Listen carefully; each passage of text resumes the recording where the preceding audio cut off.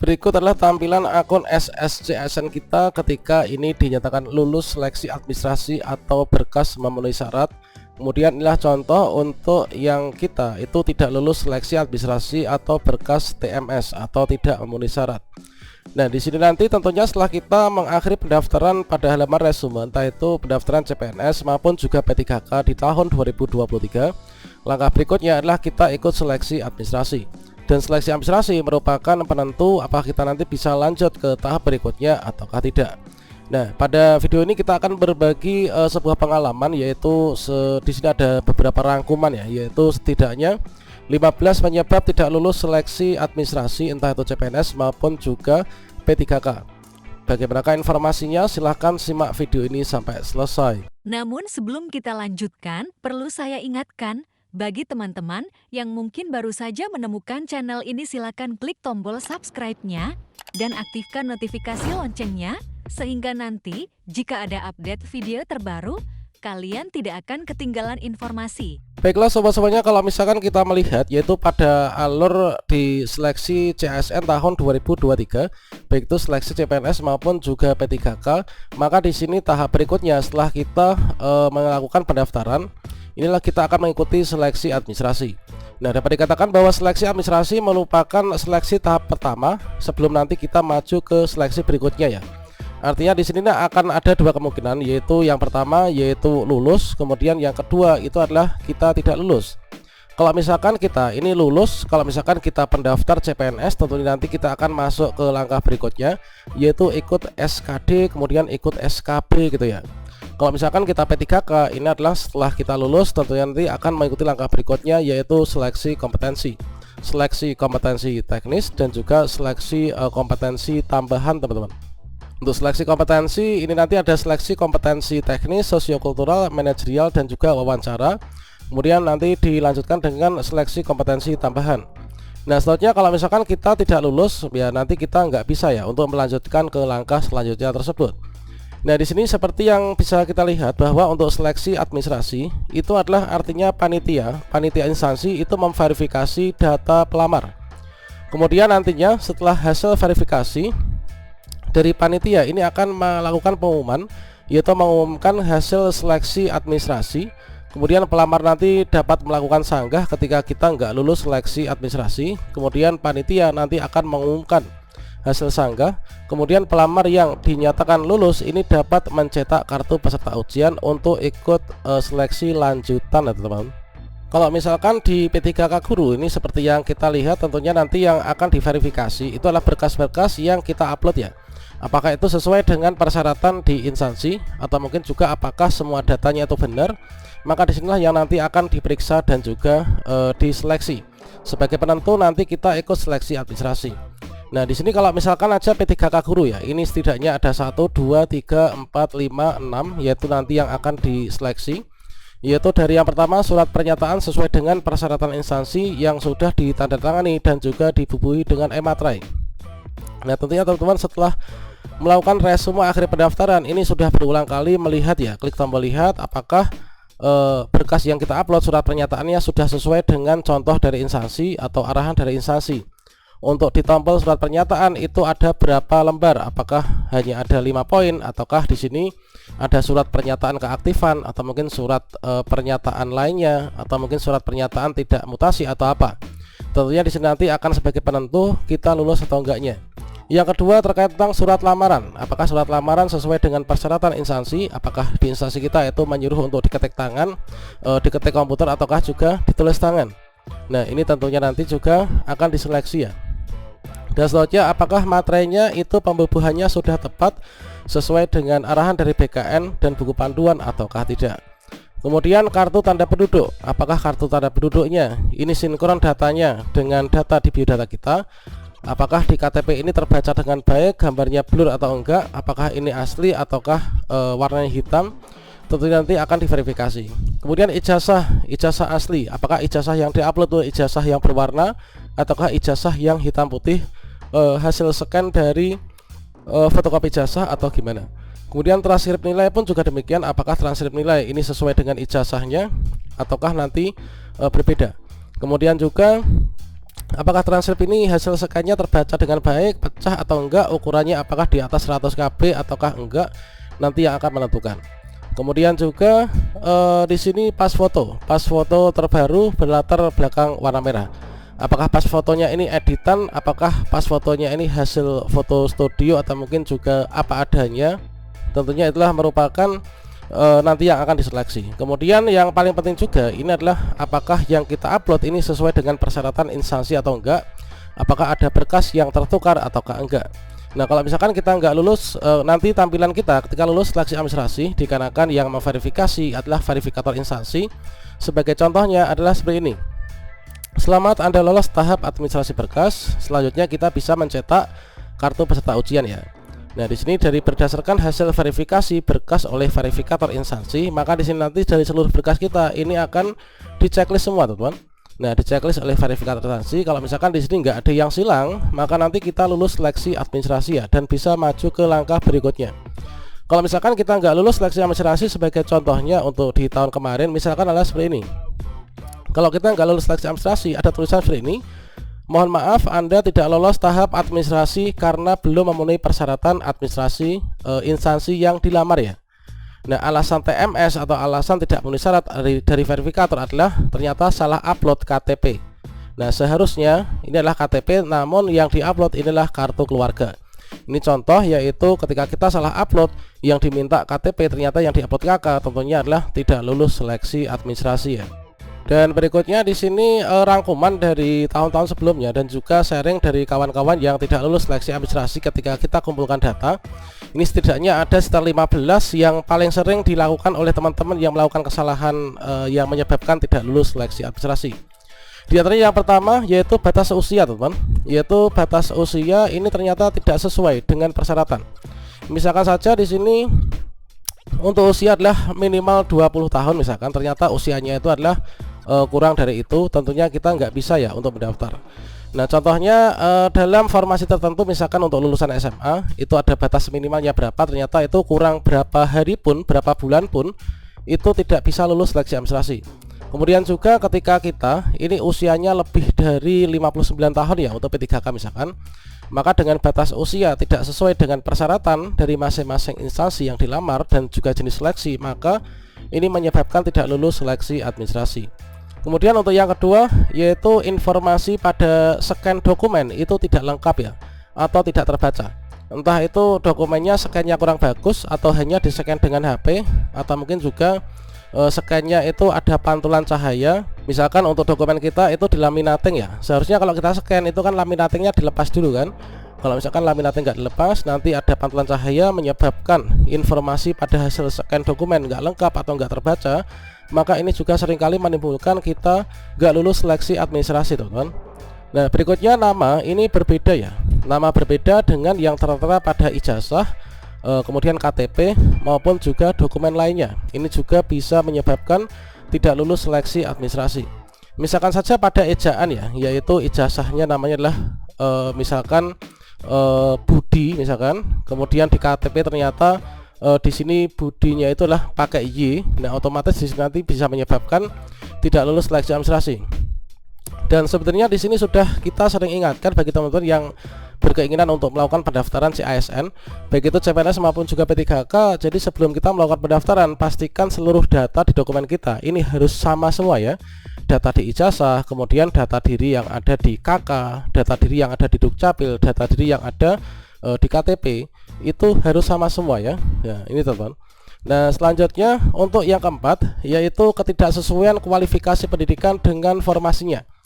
Nah, ini kemarin banyak sekali teman-teman yang dalam hal ini adalah contohnya P3K Kemenak ya. Nah, ini jadi kita tidak sesuaian kualifikasi pendidikan dengan formasi jabatan yang dilamar. Nah, di sini teman-teman seharusnya sebelum kita tuh melakukan pendaftaran, memutuskan untuk mendaftar di jenis seleksi tertentu atau mungkin formasi tertentu, ini kita bisa memposisikan ijazah kita itu linearnya dengan apa, dan itu semua itu ada di pengumumannya. Tentunya di pengumuman masing-masing instansi itu kan sudah ada kan. Misalkan untuk jabatan A ini adalah ijazah yang bisa masuk itu ijazah apa saja. Kalau misalkan kita memaksakan diri ijazah kita apa, daftarnya apa, tentunya ya nanti berujung kita nggak lulus seleksi administrasi kan. Kemudian juga pendaftar khusus maupun juga pendaftar umum. Seperti yang kita ketahui bahwa dalam pendaftaran CSN di tahun ini ada pendaftar khusus, ada pendaftar umum. Yang pendaftar khusus itu adalah teman-teman yang sudah terdata di database BKN dan juga teman-teman yang bekerja di instansi pemerintahan. Jadi kalau misalkan kita ini tidak bekerja di instansi perintah dan maka di sini semestinya itu kita tidak memilih formasi yang untuk khusus ya. Nanti berujung kita nggak bisa lulus. Nah ini teman-teman.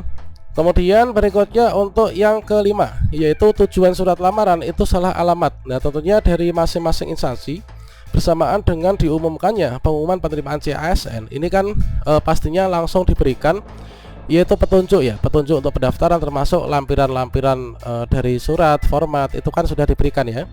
Untuk surat lamaran itu ketentuannya ditujukan ke siapa, itu pasti sudah ada contohnya kan. Nah, ditujukan ke siapa, diketik tangan, diketik komputer atau mungkin tulis tangan, kemudian ketentuan lainnya seperti apa. Ini tentunya kita sesuaikan teman-teman dengan instansi masing-masing, dikarenakan yang memverifikasi berkas kita ini adalah dari verifikator instansi yang kita lamar.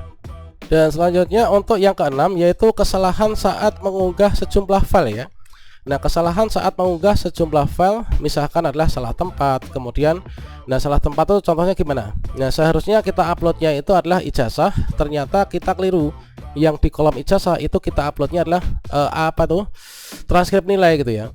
Kemudian yang seharusnya transkrip nilai itu ada ijazahnya, atau mungkin yang seharusnya pas foto itu KTP, atau mungkin juga dibolak-balik. Itu tentunya juga akan bisa menyebabkan tidak lulus seleksi administrasi. Kemudian juga berkas salah misalkan seperti yang tadi kita contohkan di depan, yaitu seharusnya kita itu uploadnya adalah KTP, ternyata yang diupload adalah KK, itu bisa menyebabkan tidak lulus seleksi administrasi teman-teman. Kemudian juga mungkin teman-teman ada yang membantu teman-teman lainnya untuk melakukan pendaftaran melalui komputer yang sama misalkan. Nah mungkin juga ada yang melakukan kesalahan. Ini adalah berkas ijazah saya, ternyata isinya adalah ijazah temannya, atau berkas di akunnya temannya, ini ijazahnya siapa. Nah itu adalah juga bisa menyebabkan tidak lulus seleksi administrasi dikarenakan nggak sesuai ya antara data pelamar dengan berkas yang diupload. Yang ketujuh yaitu kalau misalkan mensyaratkan akreditasi misalkan yaitu di CPNS ya. Nah akreditasi yang diupload itu bukan pada saatan lulus. Nah ini yang benar itu kan yang diupload itu kan akreditasi kita kan lulus ya. Misalkan saya tuh kuliah di Universitas A misalkan. Ya udah ini A ya. Ini misalkan saya kuliah dulu itu lulus di universitas tertentu misalkan ya. Nah saya lulusnya itu tahun 2015. Nah 2015. Nah ketika itu akreditasinya itu adalah B misalkan. Nah kemudian di sini ini kan sekarang ini tahun 2023 ya, tahun 2023. Sekarang ini akreditasinya ternyata sudah A.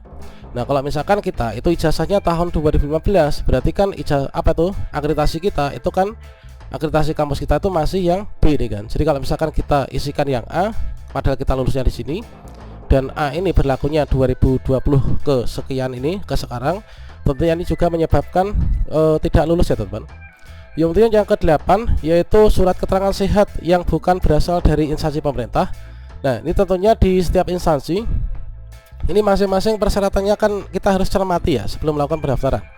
Kalau misalkan di instansi kita mensyaratkan surat sehat itu diperoleh dari mungkin rumah sakit pemerintah atau RSUD di setingkat kabupaten, ternyata kita mencari yang murah itu adalah mungkin di ibunya sendiri yang seorang mungkin buka praktek di rumah, atau mungkin di puskesmas atau rumah sakit swasta. Tentunya ini juga akan menyebabkan tidak lulus ya. Ini sesuai dengan pengalaman nih yang kita sajikan 15 ini.